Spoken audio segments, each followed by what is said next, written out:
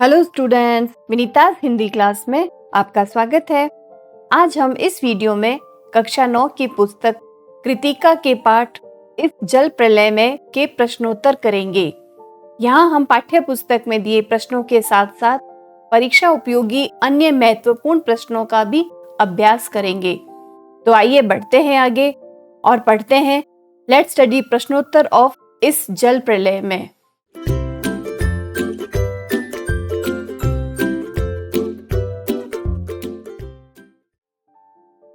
पहला प्रश्न है, बाढ़ की खबर सुनकर लोग किस तरह की तैयारी करने लगे? तो इसका उत्तर होगा कि बाढ़ की खबर सुनकर लोग अपनी सुरक्षा के प्रबंध और अत्यावश्यक सामानों को जुटाने में लग गए। उन्होंने आवश्यक ईंधन, आलू, मोमबत्ती, दिया सलाई, पीने का पानी और कंपोस्ट की गोलियां इकट्ठी कर ली ताकि बाढ़ से घिर जाने पर कुछ दिनों तक गुजारा चल सके। नेक्स्ट क्वेश्चन, बाढ़ की सही जानकारी लेने और बाढ़ का रूप देखने के लिए लेखक क्यों उत्सुक था?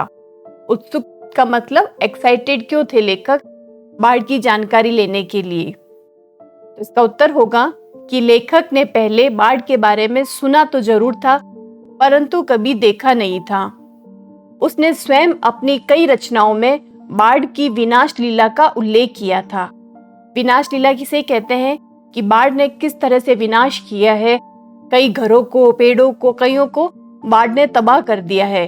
लेखक ने अपनी रचनाओं में उनका वर्णन किया था।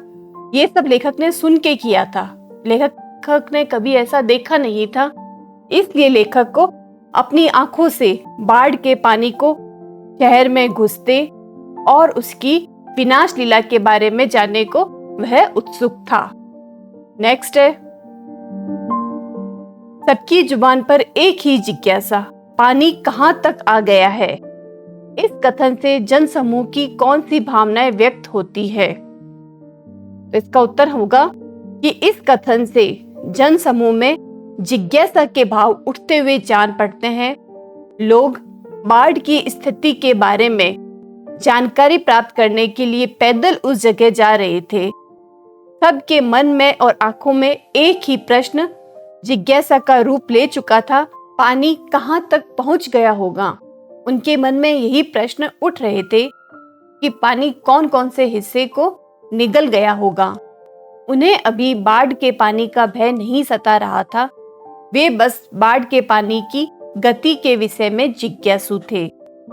अगला प्रश्न, मृत्यु का तरल दूत किसे कहा गया है और क्यों?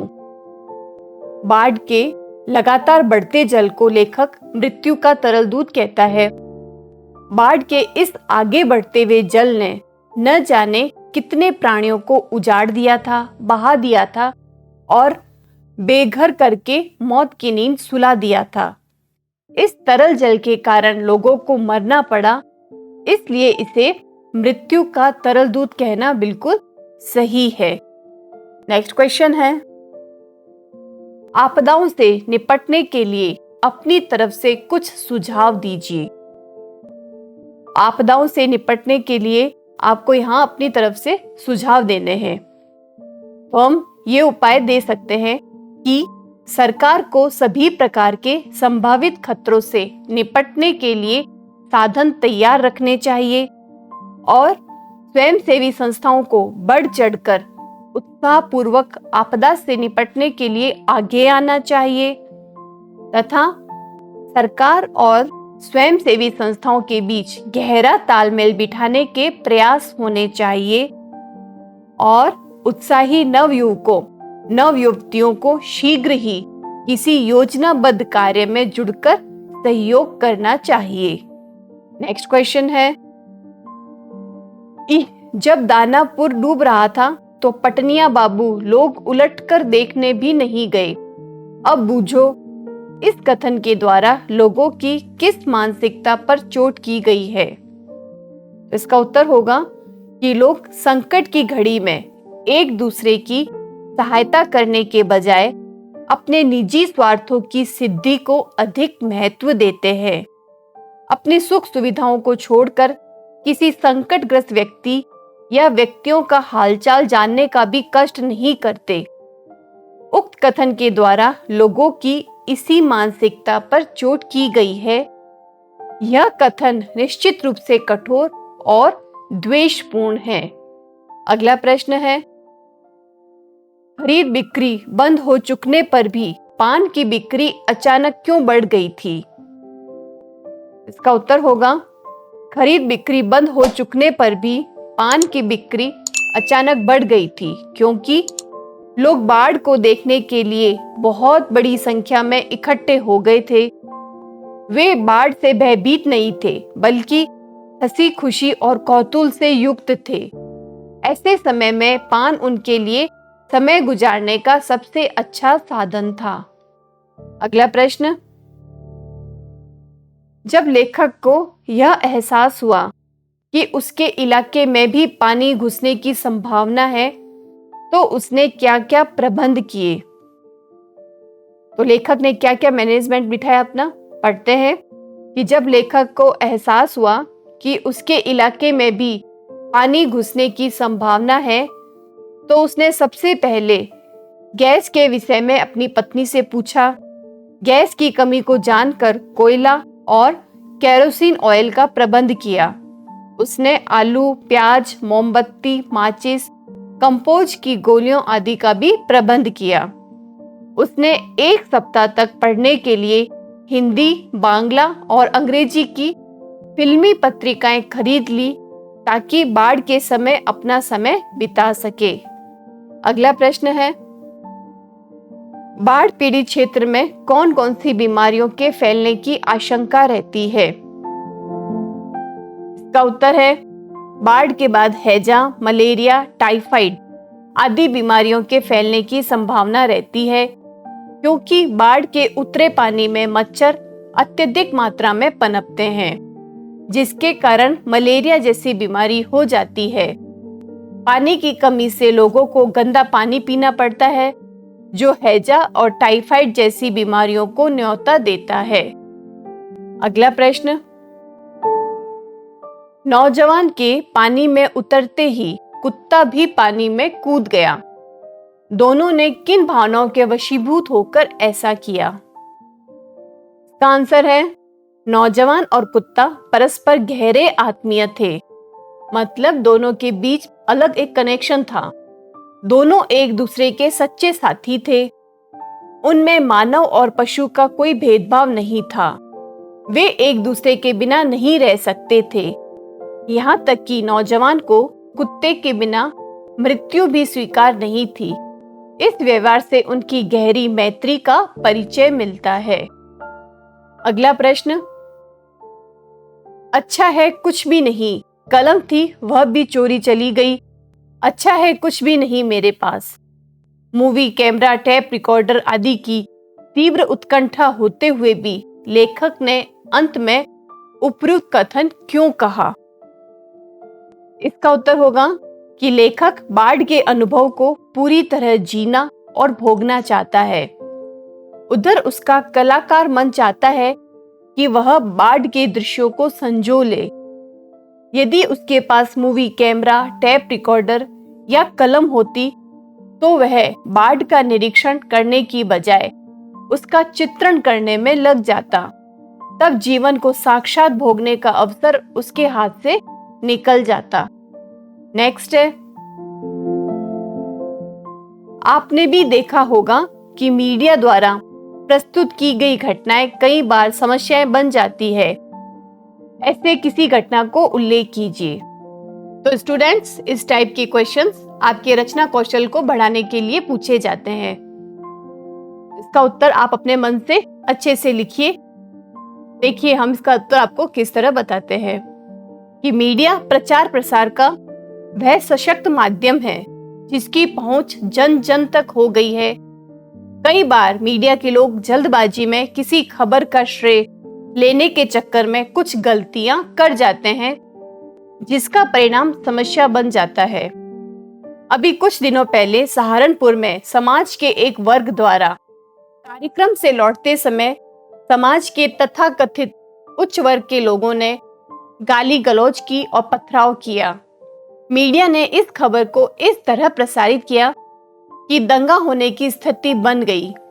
स्थिति सामान्य होने में 2 सप्ताह से अधिक का समय लग गया। इससे सामाजिक सद्भाव की स्थिति भी खराब हो गई। अगला प्रश्न है, अपनी देखी सुनी किसी आपदा का वर्णन कीजिए।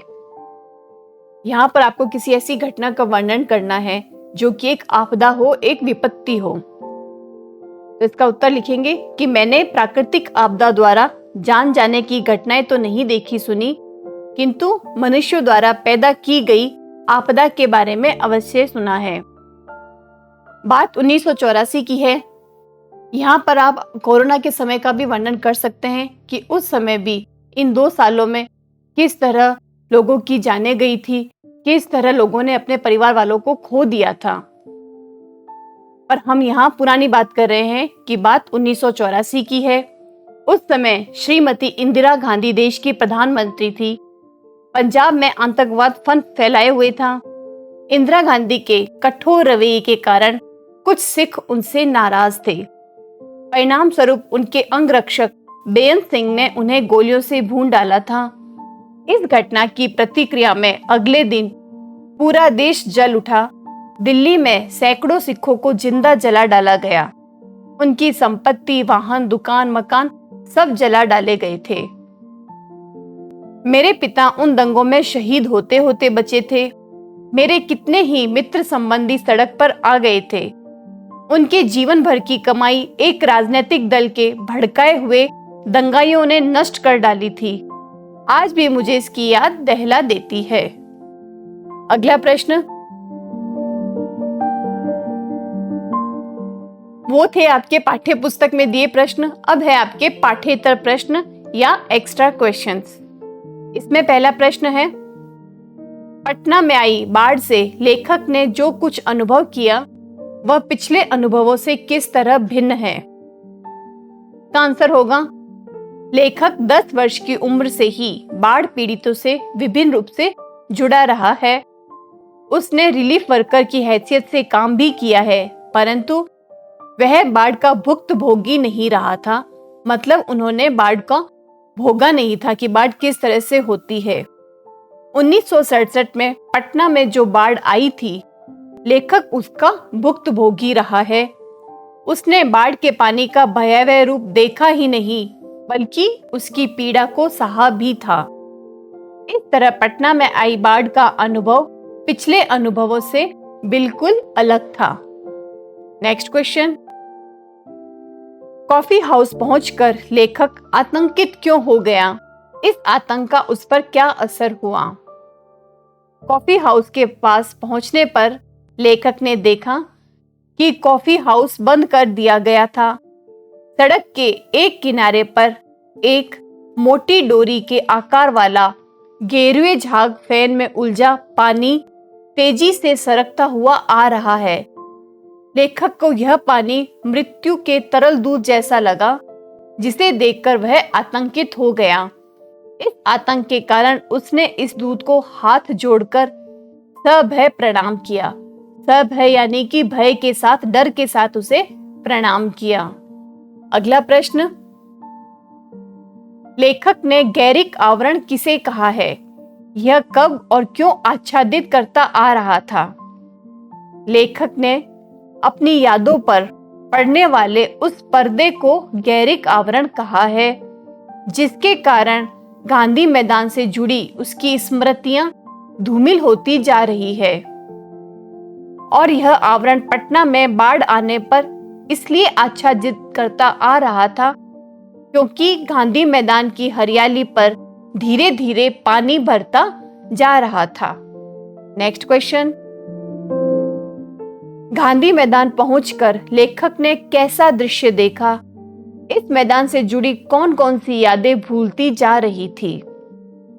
तो गांधी मैदान पहुंचकर लेखक ने क्या देखा? इसके उत्तर हम इस तरह से लिखेंगे कि गांधी मैदान पहुंचकर लेखक ने देखा कि इस मैदान की रेलिंग के सहारे इतने लोग खड़े थे कि उनकी संख्या दशहरा के दिन रामलीला के राम के रथ की प्रतीक्षा करते लोगों से अधिक ही रही होगी।